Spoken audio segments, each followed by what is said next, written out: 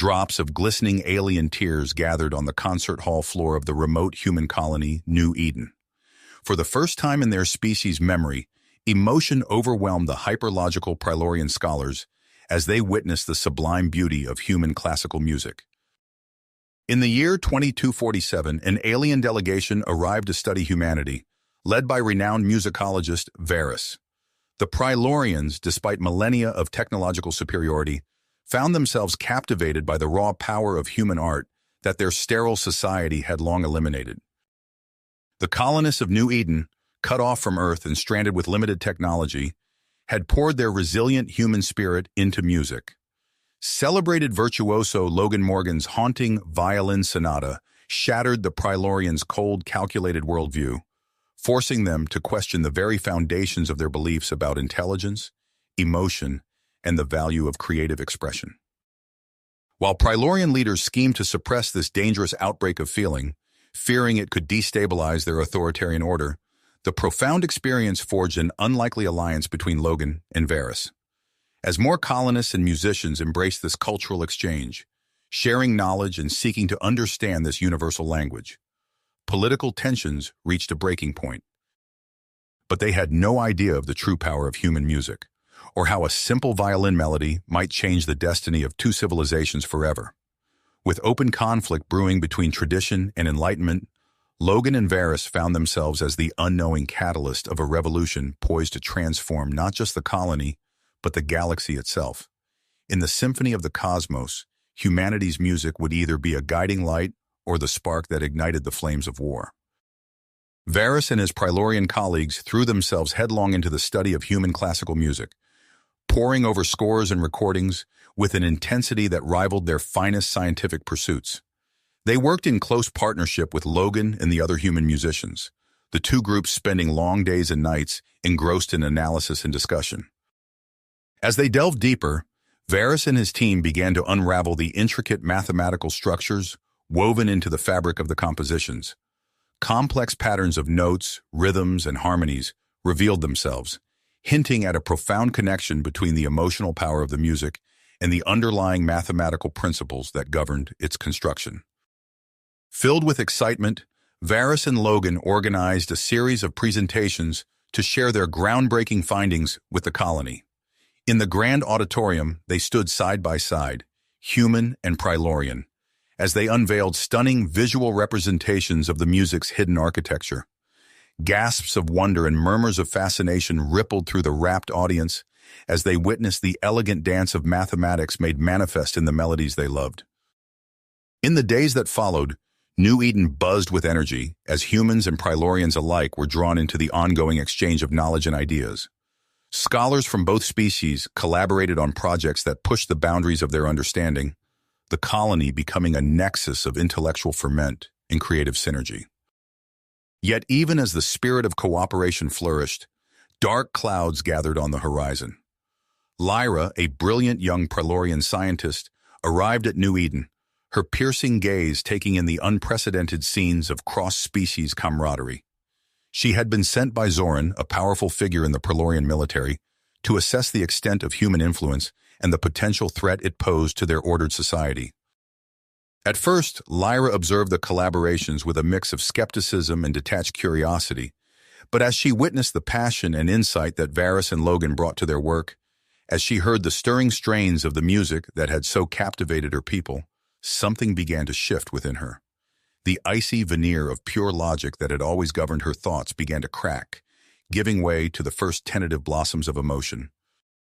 As Lyra found herself drawn ever deeper into the world of human music, she grappled with the implications of her changing perspective. She knew that her mission was to report back to Zoran, to provide the information he needed to protect the Prilorian way of life.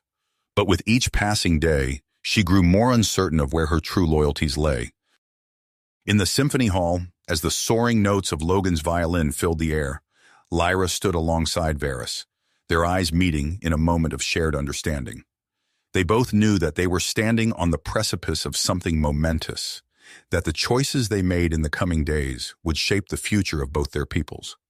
The music swelled around them, a symbol of the power of human creativity to touch the soul, to bridge the divides between species and cultures. And as the final notes faded away, Lyra knew that she could no longer stand apart, a distant observer. She had to choose a side, to decide whether to embrace the potential for change and growth that human music represented, or to cling to the rigid certainties of her own society. The path ahead was shrouded in uncertainty, but one thing was clear: the fate of New Eden, and perhaps of the galaxy itself, would be determined by the actions of those who dared to dream of a different future. The harmony of New Eden's cultural exchange was shattered by the arrival of Commander Talon's operatives. Their black-clad forms swarmed through the streets, their cold efficiency a stark contrast to the warmth and creativity that had blossomed in the colony. Varys watched in horror as the soldiers burst into the symphony hall, their boots echoing on the polished floor.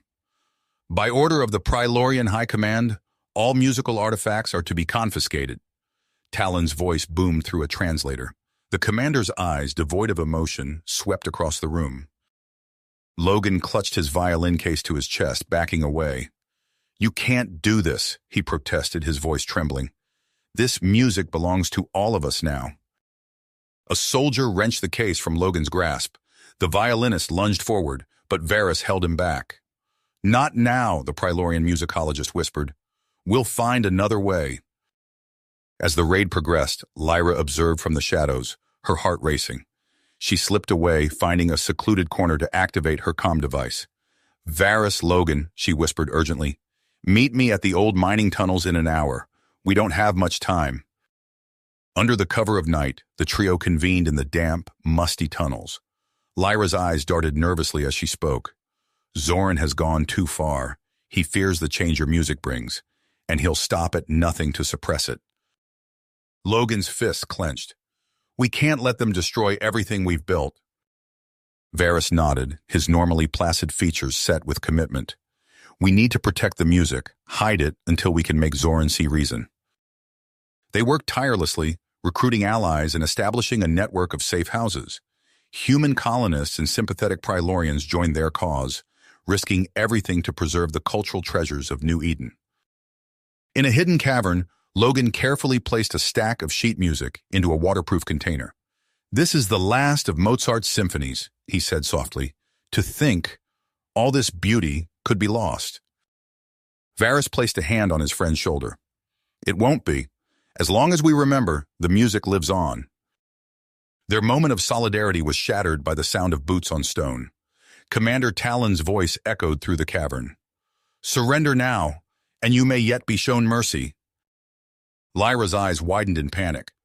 "Quick, this way!" she hissed, leading them through a narrow fissure in the rock. They emerged into the colony's outskirts, the sound of pursuit close behind. "We need to split up," Varys said quickly. "Meet at the rendezvous point in 2 days."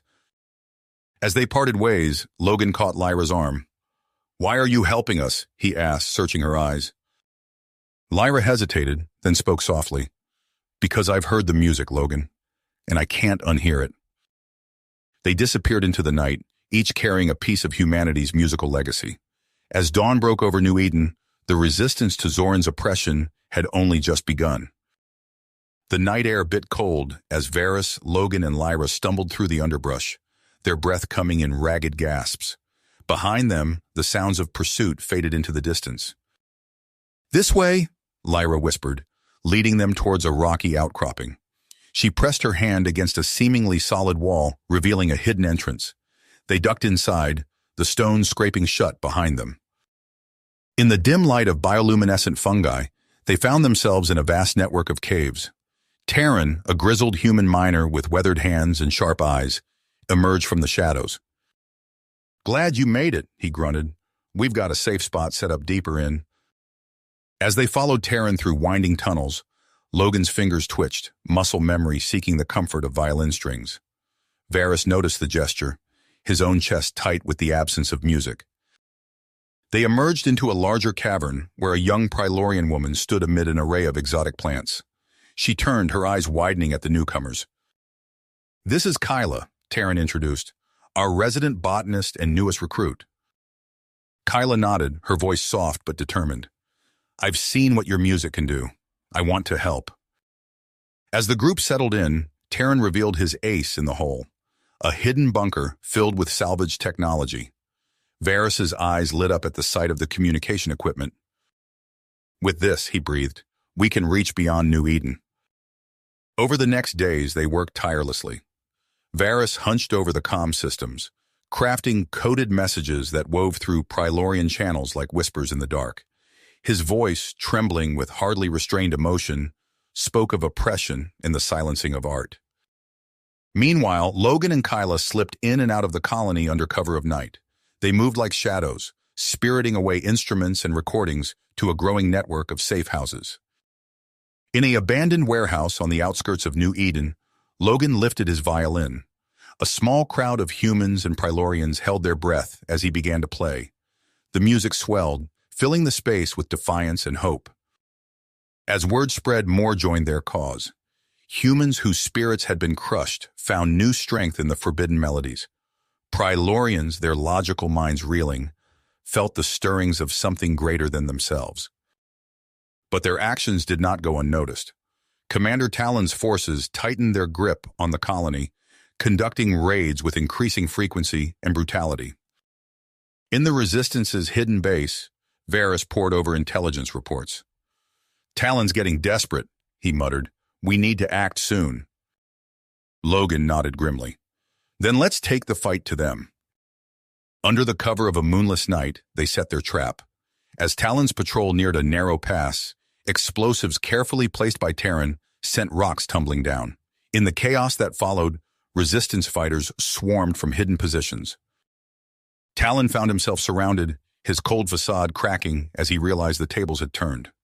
Lyra stepped forward, her eyes hard. You're our prisoner now, Commander. With Talon captured, a fire of hope ignited within the Resistance. Varys and Logan exchanged a look of unbreakable spirit.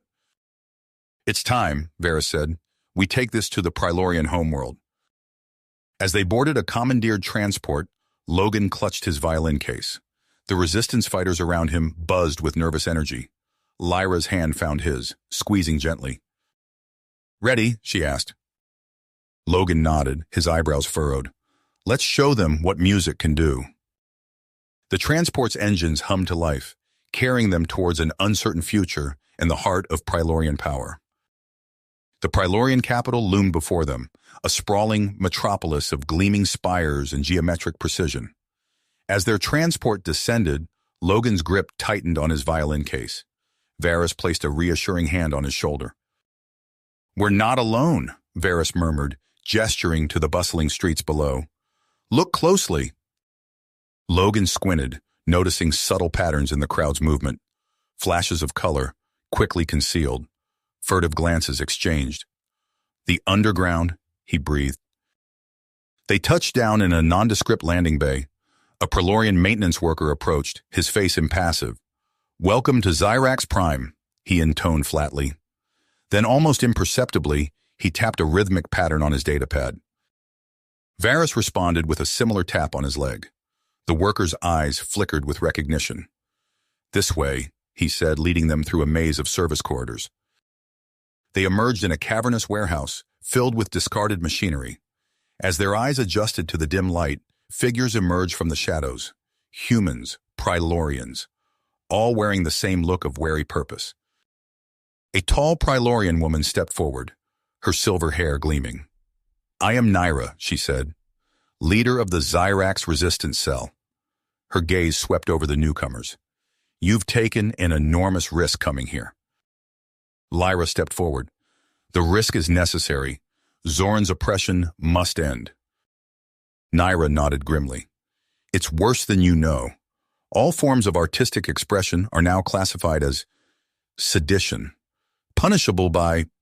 She trailed off, her stoic facade cracking for a moment. Logan's fists clenched. Then we strike now, before it's too late. Over the next hours, they formulated their plan. Lyra would use her scientific credentials to secure an audience with the High Council. The rest would infiltrate the chamber, instruments concealed among scientific equipment. As dawn broke, Lyra stood before the imposing gates of the council chambers. She took a deep breath, steeling herself. The guards scanned her credentials, their faces impassive. Proceed, Scientist Lyra, one intoned. Inside, she was escorted to a stark auditorium. tiered seating rose before her, filled with the emotionless faces of Prylorian leadership. At the center, a cold pair of eyes locked onto hers. Zoran. Lyra began her presentation, her voice steady as she recited fabricated research findings. As she spoke, she watched from the corner of her eye as Logan, Varys, and the others filtered in, disguised as technicians.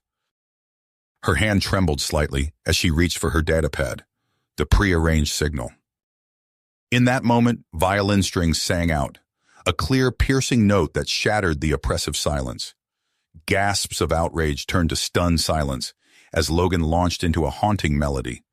Varys joined in, his fingers dancing across a concealed keyboard. The music swelled, layer upon layer of complexity, weaving together human and Prylorian elements. It spoke of loss, of longing, of the bittersweet ache of suppressed emotion. Zoran leapt to his feet, his face contorted in fury. "Guards!" he bellowed. "Arrest these!" His words died in his throat as he realized his guards stood motionless, transfixed by the performance. Tears streamed down the face of a usually stoic council elder. I remember," the elder whispered, "long ago before we purged emotion from our society. The joy, the pain, the fullness of existence." Other council members nodded, their carefully constructed walls crumbling. Varys stepped forward, his eyes blazing with passion. "This is what we offer," he declared, "not weakness, but strength. The power to feel, to create, to truly live." Logan's violin soared, a plaintive cry that seemed to echo the longing in every Prylorian heart, and as the final notes faded, a new sound filled the chamber. Applause. Tentative at first, then swelling to a thunderous roar. Outside, the streets erupted in celebration as the performance was broadcast across the planet. Zoran, his face ashen, slumped in his chair. The tide had turned. But even as joy suffused the chamber, Varys and Logan exchanged a wary glance. This was only the beginning. The real work of transforming Prylorian society lay ahead. Ahead. The echoes of applause faded, replaced by a tense silence as the council members exchanged uncertain glances. Zoran's face twisted with rage. "This changes nothing," he snarled, rising to his feet. "Guards, arrest these!" "No!" The word rang out, clear and firm. Councillor Thenax, the elder who had spoken earlier, stood tall. "We will not silence them again." Other council members nodded, a ripple of agreement spreading through the chamber. Zoran's eyes darted frantically, searching for allies and finding none. "We must vote," Thenax declared, "to end this oppression and forge a new path." The next hours passed in a blur of heated debate and impassioned pleas. Logan and Varys stood vigil, their instruments at the ready, a reminder of the power that had shaken the foundations of Prylorian society. As dawn broke over Zyrax Prime, the council emerged. Thenax addressed the waiting crowds, his voice amplified across the planet. "The military junta is dissolved," he announced. "We will restore democratic rule and establish a council of reconciliation to guide us forward." Cheers erupted across the city. In the council chamber, Lyra found herself swept into an embrace by Logan and Varys. "It's really happening," she breathed, barely able to believe it. Varys nodded, his eyes shining. "And you, my friend, have a new role to play." In the days that followed, Lyra found herself thrust into the center of a whirlwind of change. As chairperson of the Reconciliation Council, she worked tirelessly to bridge the divide between humans and Prylorians. In a repurposed military facility, now serving as the Council's headquarters, Lyra pored over reports with Varys and a mix of human and Prylorian advisors. "We need to address the cultural exchange immediately," she said, tapping a datapad. "Establish clear guidelines to protect artistic freedom while respecting Prylorian sensibilities." Varys nodded, his fingers dancing across a holodisplay. "I've been in contact with artist collectives on both sides. They're eager to collaborate." A young Prylorian aide burst into the room, his usually composed features flushed with excitement. "Chairperson Lyra, you need to see this." He activated a large view screen, revealing a scene of chaos in the capital's central plaza. Zoran stood atop a makeshift platform, surrounded by a group of armed loyalists. Swazhorsh will not bow to this corruption of our values. Zoran's voice boomed through speakers. We must reclaim our purity, our logic. The feed cut out abruptly. Lyra's fist clenched. He's trying to seize the communications hub. If he succeeds... He won't, Varys said firmly. He tapped his comm unit. Logan, it's time. Bring in the cavalry. Across the city, Logan led a group of resistance fighters through the underground tunnels. They emerged near the communications hub, where Zoran's forces had established a perimeter. Remember, Logan whispered, hefting a non-lethal stun weapon. We take them alive if possible. Show them the mercy they denied us. With a nod to his companions, Logan raised his weapon and charged forward. The battle was swift and decisive. The resistance fighters, hardened by months of struggle and buoyed by public support, quickly overwhelmed Zoran's loyalists. Logan found himself face-to-face with Zoran, the once feared leader now cornered and seething. It's over, Logan said simply, lowering his weapon. Zoran's shoulders slumped, the fight draining from him. As he was led away in restraints, the resistance fighters secured the communications hub. Varys's voice crackled over the comm. Well done, my friend. The last remnants of the old regime have fallen. In the aftermath, Xyrax Prime blossomed with newfound creativity. The stark lines of Prylorian architecture softened, adorned with murals and sculptures. Music filled the air, a blend of human melodies and Prylorian harmonics. Lyra stood before a gathering of Prylorian children, their eyes wide with curiosity. Today, she began, her voice gentle, we're going to learn about something very special. Something called imagination. Meanwhile, in a gleaming new facility on the outskirts of the capital, Varys addressed a diverse group of musicians, scientists, and scholars. Welcome, he said, spreading his arms wide, to the Interstellar Music Academy. Here we will push the boundaries of what music can be, bridging cultures and species through the universal language of sound. As the Academy's first semester began, Logan found himself before an eager group of students, both human and Prylorian. He lifted his violin, a smile playing at his lips. Let's begin with something simple, he said, drawing his bow across the strings. The first notes of a haunting melody filled the air, carrying with them the promise of a new era. Era of artistic exploration and cultural harmony. 5 years passed, and the Interstellar Music Academy blossomed into a beacon of creativity across the galaxy. Logan's ensemble, now featuring both human and Prylorian musicians, gained legendary status. Their performances filled concert halls on dozens of worlds, inspiring a renaissance of artistic expression that transcended species. On a crisp autumn morning, Logan stood before a packed auditorium. He raised his violin, its wood now etched with intricate Prylorian glyphs. The ensemble began to play, weaving a tapestry of sound that merged human melodies with the precise harmonics of Prylorian composition. In the front row, Lyra watched with pride. Her role on the Reconciliation Council had expanded, and she now guided policies that fostered mutual understanding between humans and Prylorians. As the music swelled, she noticed a young Prylorian child, eyes wide with wonder, swaying to the rhythm. But not all embraced this new era of harmony. In a dimly lit studio on the outskirts of Xyrax Prime, Zavek hunched over a complex array of sound synthesizers. His fingers danced across holographic interfaces, generating a cascade of tones devoid of warmth or emotion. Pure logic, he murmured, his eyes feverish. The true essence of Prylorian ideals, uncorrupted by human sentimentality. Zavek's works gained a following among hardliners who feared the dilution of Prylorian culture. They established hidden colonies on remote worlds, spreading their philosophy of emotionless purity. As Logan's ensemble prepared for a galactic tour, reports of unrest trickled in. Varys burst into a rehearsal, his face grim. There's been an attack, he said, activating a holo display. A coordinated strike against artistic centers across 3 systems. The musicians watched in horror as footage showed concert halls in flames, libraries of sheet music reduced to ashes.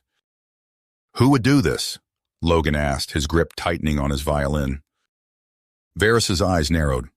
We have a name, Zavek. In the following weeks, the attacks escalated.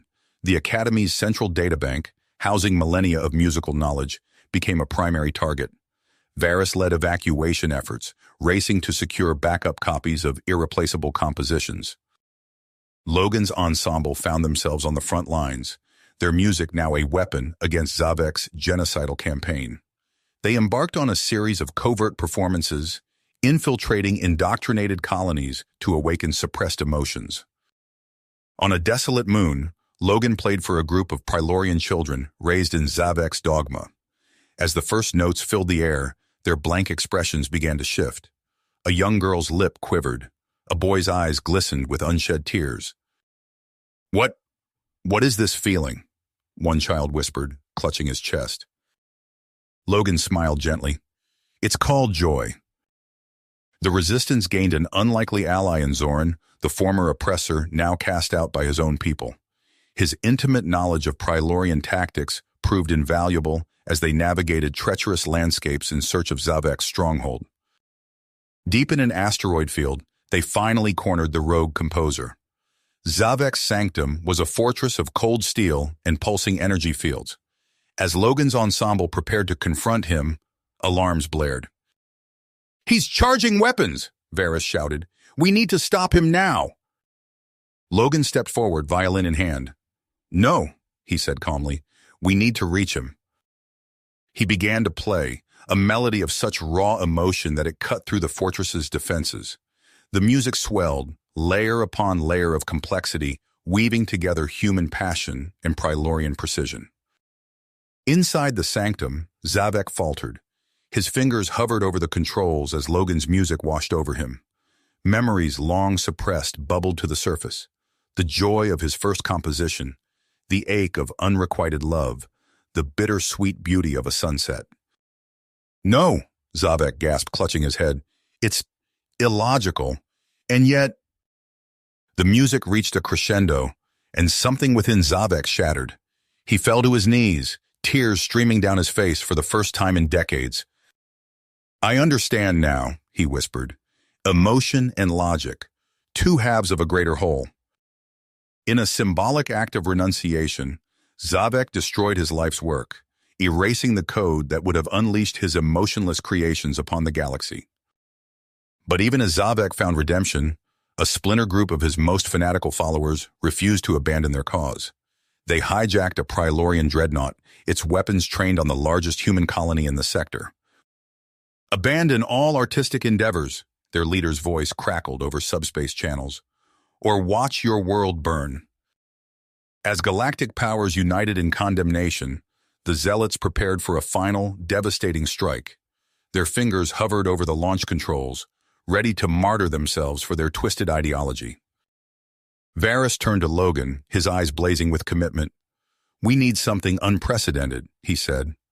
"A performance so powerful it can reach even the most hardened hearts."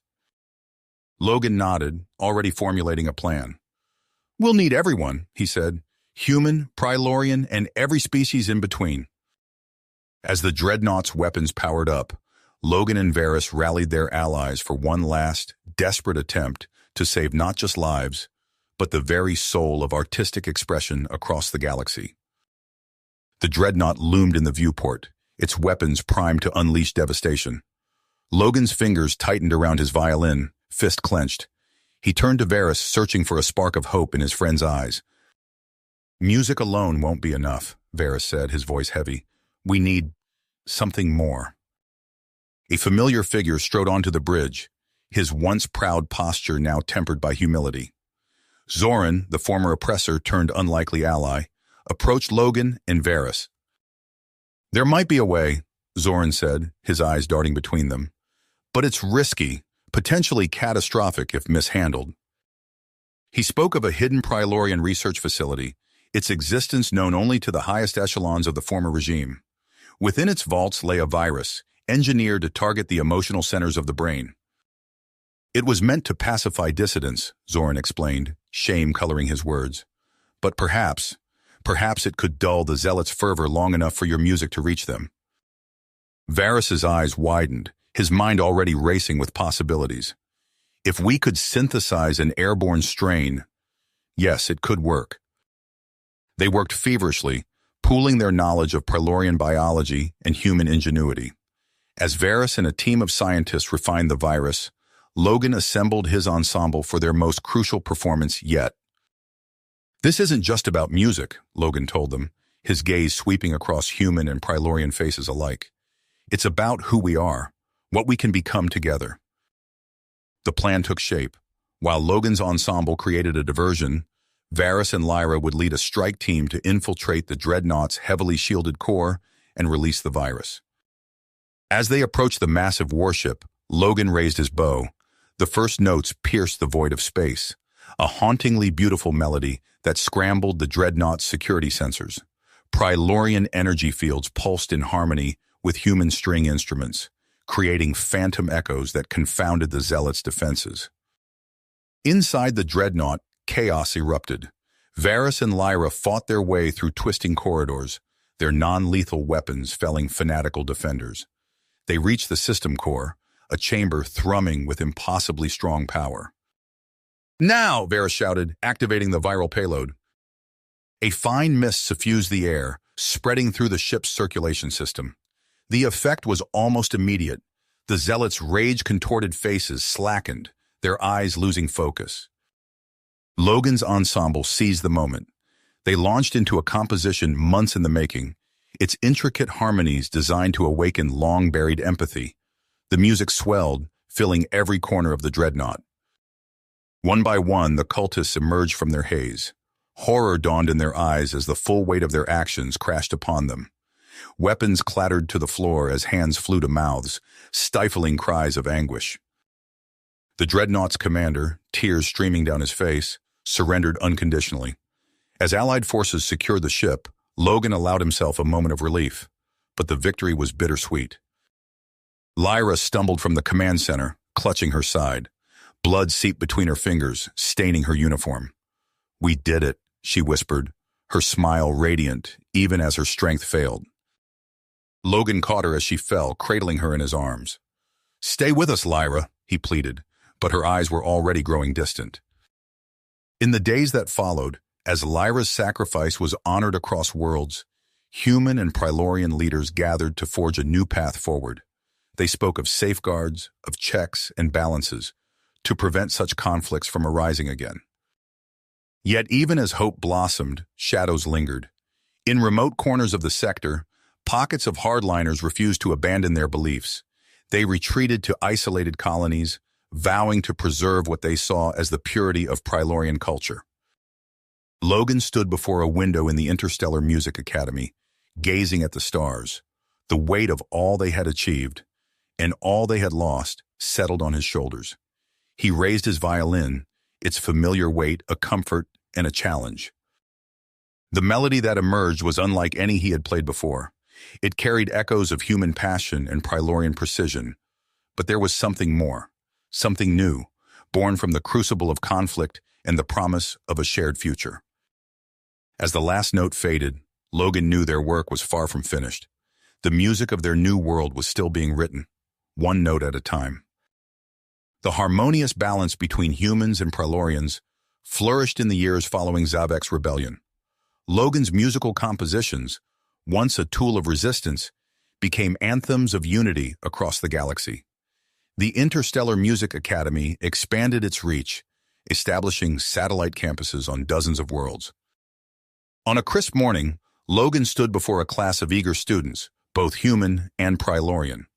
As he raised his bow to demonstrate a particularly challenging passage, alarms blared throughout the academy. Varys burst into the room, his face grim. "We're under attack," he said, activating a holo display. "An unknown species. They've hit 3 major musical hubs simultaneously." The display showed chaos unfolding across different worlds. Performers collapsed mid-concert, their eyes vacant. Audience members writhed in apparent agony, clutching their heads. "What are we dealing with?" Logan asked, setting down his violin. Varys's eyes narrowed. "They call themselves the Solarii, psionic abilities unlike anything we've encountered. And Logan, They're targeting our music. As they raced to the command center, reports flooded in from across the sector. The Solarii struck with surgical precision, their mental assaults leaving a wake of shattered minds and silenced instruments. In orbit above New Eden, the primary human colony, a Solarii battlecruiser loomed. Its hull pulsed with ethereal energy, projecting waves of psionic force that threatened to overwhelm the planet's defenses. Logan turned to Varys. "We need to buy time. Can you get me a direct transmission to every remaining performance venue?" As Varys worked, Logan addressed musicians across the sector. "Our music is our shield," he said, his voice steady despite the chaos. "Play with everything you have. Let your emotions flow through every note." Across New Eden, performers took up their instruments. A wave of sound rose to meet the Solarii assault, a cacophony of human passion and Prylorian precision intertwining. The psionic onslaught faltered. In the skies above, a Prylorian battle fleet emerged from hyperspace. Energy lances lashed out, driving back the Solarii vanguard. As the immediate threat receded, Logan noticed something curious in the sensor data. "Varys," he called out, "look at this. The Solarii psionic field. It's fluctuating in response to certain sound frequencies." Varys's eyes widened. "A weakness?" Logan nodded, his mind racing. "Maybe more than that. A way to fight back." As they began to formulate a plan, a new transmission cut through the comms. A cold, androgynous voice filled the command center. "Your discord taints the cosmos," it intoned. "We are the Solarii, and we will excise your emotional corruption from reality itself." The transmission cut off, leaving a chill in its wake. Logan and Varys exchanged glances, the weight of this new threat settling upon them. The battle for the very soul of art and emotion had only just begun. As the Solarii threat loomed, Logan and Varys exchanged a determined glance. They knew their current arsenal of musical talent wouldn't be enough to combat this new psionic enemy. "We need to expand our ranks," Logan said, his fingers drumming against his violin case. "The best musicians from every corner of the galaxy." Varys nodded, already pulling up star charts on the command center's main display. "I'll coordinate with our allies. We'll need transport, resources, and a lot of luck." Over the next weeks, Logan and Varys embarked on a whirlwind recruitment mission. They scoured bustling spaceports and remote outposts, seeking out rumors of musical prodigies and sonic savants. On the gas giant Nimbos, they found Zephyr, a Ventosian who could manipulate sound waves with her crystalline appendages. In the depths of the Marianas Trench on Earth, they recruited Oceana, whose haunting vocals could penetrate the deepest waters. Each new addition brought a unique perspective to their growing ensemble. Kursk, an insectoid virtuoso from the hive world of Zetlan, created intricate harmonies by rubbing his exoskeleton in precise patterns. Arya, an energy being from the Pleiades cluster, could modulate her very essence into complex waveforms. As the team assembled on New Eden, tensions ran high. The Solarii attacks intensified, and reports of Dravas's approaching armada sent waves of panic through the population. In a repurposed hangar, Logan stood before his eclectic orchestra. "What we're attempting has never been done before," he said, his voice steady despite the weight of expectation. "We're not just playing music. We're reaching for the very fabric of the cosmos." Sybil, her ethereal form shimmering with anticipation, guided them through the intricacies of the cosmic harmonic. "Feel the resonance within you," she instructed. "Let it flow through your instruments, your voices, your very beings." Days blurred into nights as they practiced, each session bringing them closer to the elusive frequency. Yet progress remained frustratingly slow. Alarms blared across the colony.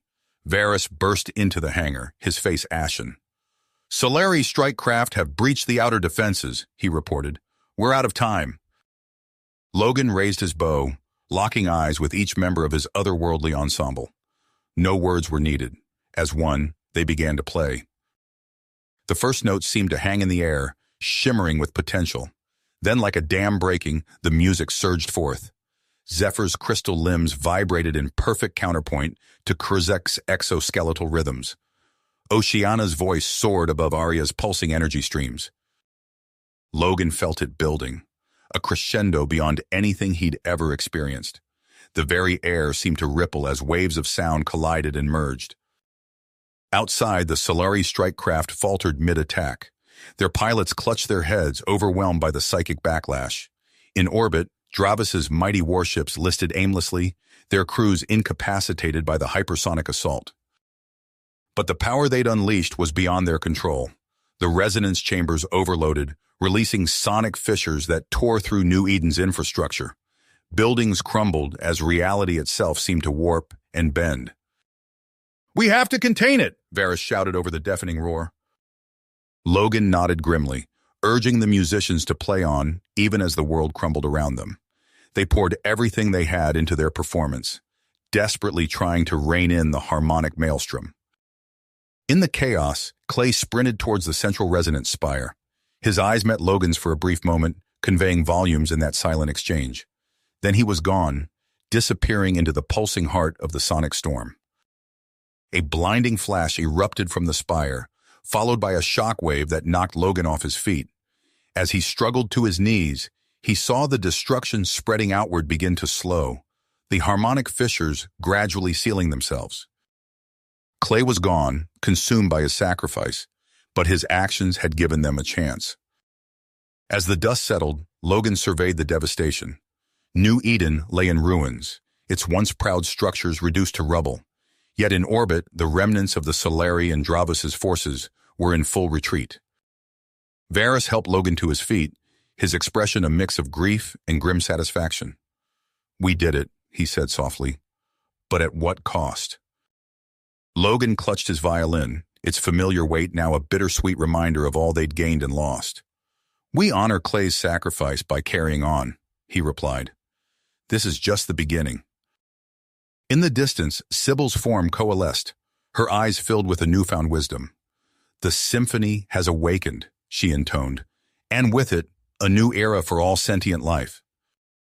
As rescue ships began to arrive, Logan knew their work was a long way to go. The cosmic harmonic had changed everything, opening doors to realms of creativity and connection they'd only begun to explore. Whatever challenges lay ahead, they would face them armed with the most powerful force in the universe, the transformative power of music. You have reached the end of the story. If you enjoyed this story and want to support us, please leave a like and subscribe to our channel, and for every comment that says 88, I will heart every single one of them. Thank you for your time.